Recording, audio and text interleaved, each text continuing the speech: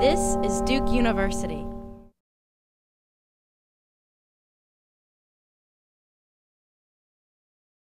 Hi, I'm Tybinko from the Department of Romance Studies, and I'm here with my colleague Carole Baker, who's doing her doctorate in theology. And we're talking today about CES fellows and what this has done for our work. Carole, you're up next month, right? Right. To present. Right. Can you tell me a little bit more about your work and the impact of being a CES fellow? Sure. So I am working on developing a theology of holy images and relics. I am looking at the early iconoclast controversies in the Christian tradition, which is the 8th and 9th centuries, but also the resurgence of iconoclasm in the Reformation.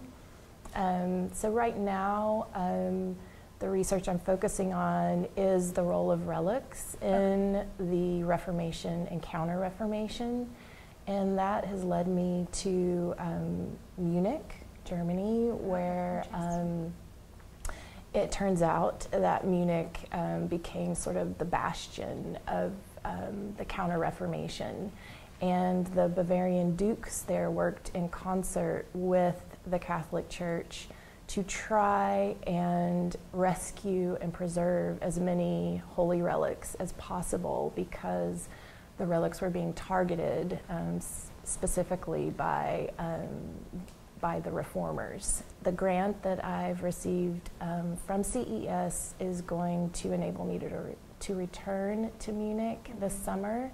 I've already been doing some preliminary research there, but I have a lot more to do. So I'm planning to go back this summer to continue. And are you physically interacting with the relics? Are you are there? Well, it's very interesting because of this history and the relationship between the state and the church.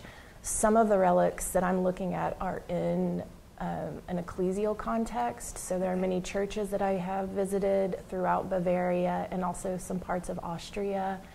But some of them are owned by the state. So, for instance, if you go to the residence in Munich, one of the rooms of the palace holds the Duke's private icon or relic collection. Oh, wow. And it is an incredible collection of some of the Christian tradition's most sacred relics, and they're just sort of tucked away in this tiny little room in the residence.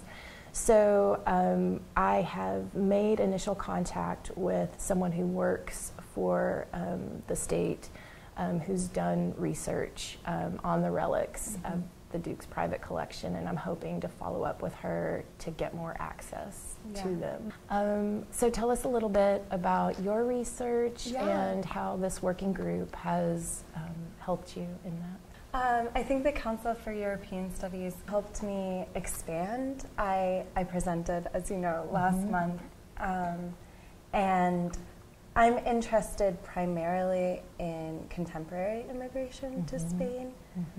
But that involves looking backwards at a buildup of racial constructs, as well as Spain's notion of a European self. So beyond travel and working with the archives in Spain, being able to work within the group, specifically with a lot of historians, really helped me refocus that historical gaze backwards, as well as opening up a real conversation about what is Europe and what defines a European self.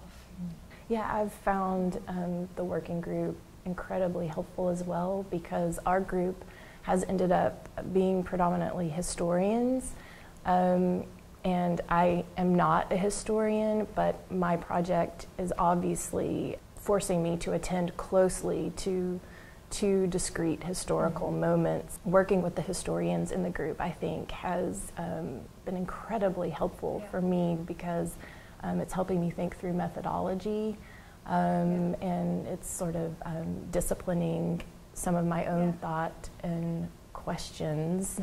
In literature, or particularly in my department, Romance Studies is really a cultural studies department, so although I look closely at literature, I need to be open to people working in different fields and methodologies, certainly. Thank you for being here today to chat with me. Sure. And we want to thank the Council for European Studies that made this all possible.